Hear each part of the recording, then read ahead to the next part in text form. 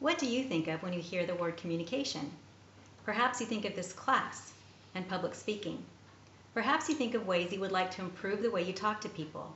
Or maybe you even think that you are pretty good at communicating your thoughts and your feelings through words. There is a very important aspect of communication that we often forget about, and that is the act of listening. In fact, listening is the most important aspect of communication.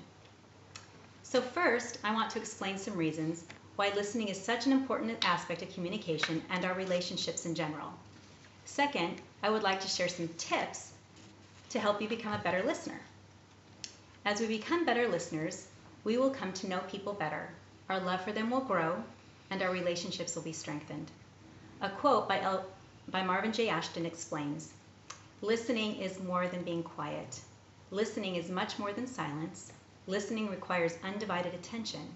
The time to listen is when someone needs to be heard. The time to deal with a person with a problem is when he or she has a problem.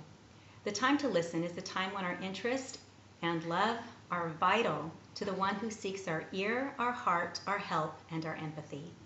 We should all increase our ability to ask comfortable questions and then listen intently, naturally. Listening is a tied-in part of loving.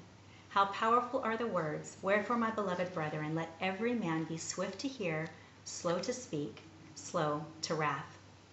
As human beings, one of the most important things we need is to feel validated, that we are important, and the best way to help a person feel this way is by listening and really hearing them.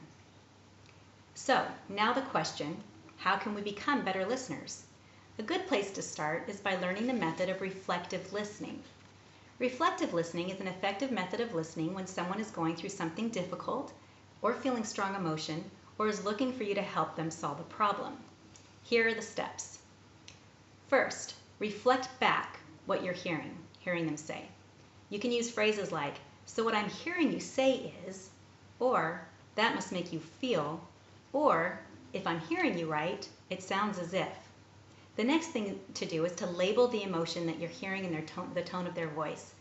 You would say something like, "You sound really angry," or sad, or frustrated. Then you need to validate that emotion so that they don't feel like they're crazy. You say something like, "Anyone in this situation would feel angry, frustrated." The next important thing to do is to compliment them. Say something like, "I'm impressed by the way you're handling the situation." After you've gone through these steps, then they're usually ready to really look at the problem and come up with some good solutions.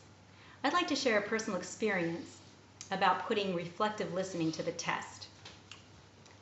This is my daughter, Emily. She goes to school at the University of Utah, and she was facing a pretty big problem. At the last minute, her housing fell through. She was really frustrated and scared and didn't know what to do. I also have a son that lives in Utah, and so he was the most logical person to help her. But to add to this scenario, he and his new bride of just under a week were trying to move into their own apartment. That's my son. So in their desperation, they moved my daughter into a home that wasn't the best choice. Within a day, they were both upset with one another, and they called me. And they were saying things like, I'm done helping her," or "I'm never speaking to him again." So I decided to try and go through the reflective listening steps with them. I validated their emotions, and then I complimented them on the things that they were doing to resolve the situation. And then we were able to really focus on the problem and come up with a good solution. And then after we went through these steps, they're friends again. In closing, let me share a quote with you from an apostle of the Lord.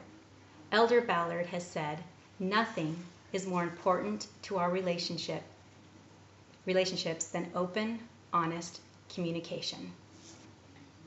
When an apostle of the Lord speaks, it gives us an opportunity to really sit up and listen.